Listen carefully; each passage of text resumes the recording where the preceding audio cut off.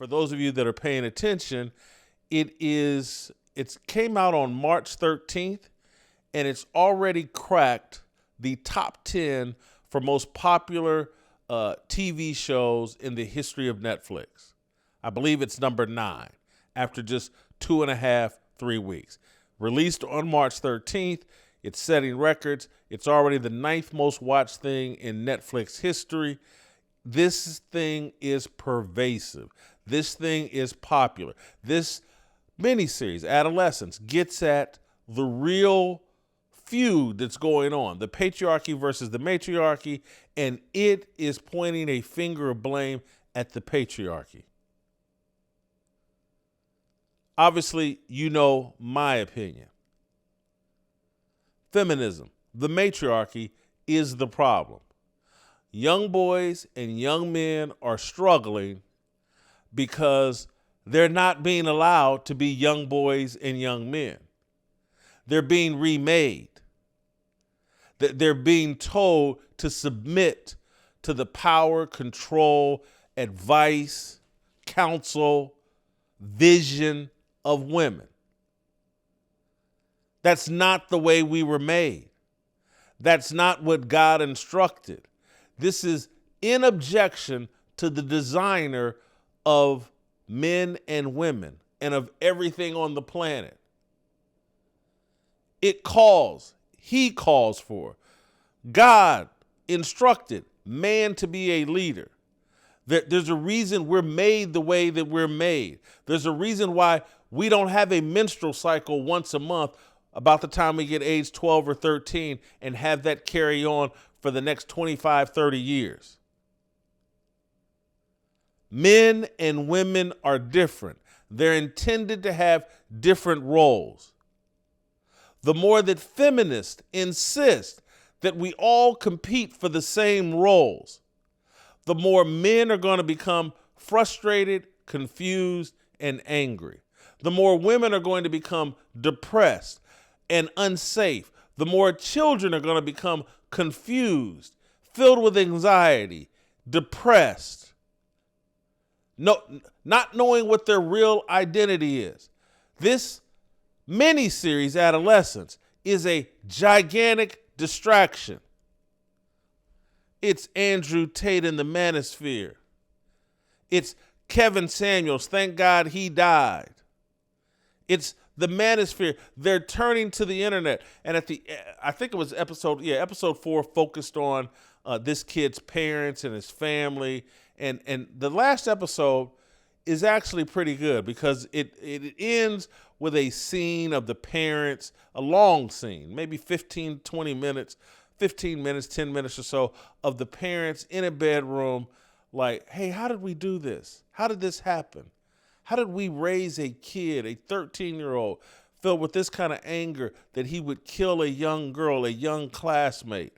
And they're crying and thinking about the mistakes they made and wondering if they spent enough time with their kid, wondering if they left the kid up in his room on his computer too long, wondering if they had failed as parents. But the underlying message was that, no, these were really good parents, and the internet got their son. Just like he got the internet got all the kids at his school. And they're all, the father at some point is basically at a Home Depot, and his son has been under arrest and charged with this crime for months. And one of the workers at the Home Depot recognizes the dad, pulls him to the side and says, hey, I'm on the side of your son. I think he's innocent. Now keep in mind, the young boy, the police have the killer on tape. Surveillance cameras at businesses captured him stabbing and killing this little girl. But 7-8 months later, they're showing the dad at a Home Depot, and one of the Home Depot employees is pulling him to the side. Yeah, I think your son is innocent. The way the stab wounds are, I've seen the pictures. And it was basically arguing that the internet and conspiracy theories and all the red-pilled, sexist men They're all nut jobs. And despite video evidence of this 13-year-old boy killing them, they're so trapped in conspiracy theories that they don't even believe what their eyes are showing them. And they've been so radicalized and made nuts and insane, they can't accept an obvious truth that this 13-year-old boy killed a 13-year-old girl. This miniseries is dangerous. For most of my adult life, I've struggled with my health, feeling sore and low energy. But Relief Factor, it's changed all that. I feel better, I move better, I think better. And here's the thing, it's only $20. You've got nothing to lose. In fact, about 70% of those who order Relief Factor go on to order more. Begin your journey, start your transformation, reclaim your life. Relief Factor. And the inference is clear. Oh, if your son is listening to Andrew Tate, he's a pimp and a violent pig just like Andrew Tate. And I want to be clear. You've listened to me. Andrew Tate is an unrepentant pimp. He's on tape confessing to his crimes. But Andrew Tate, he ain't Charles Manson. He ain't Jim Jones.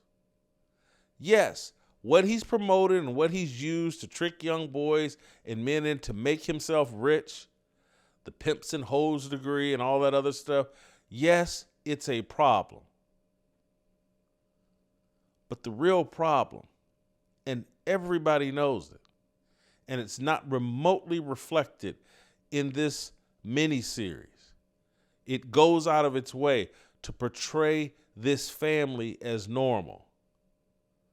But there's not a single rational person on the planet who doesn't know the destruction of family is at the root of what's wrong with all of these young people. When you go look for the young people that are committing murder, the data, the stats, the information, the science, as they like to say, will all tell you they come from destroyed family structures in a high percentage.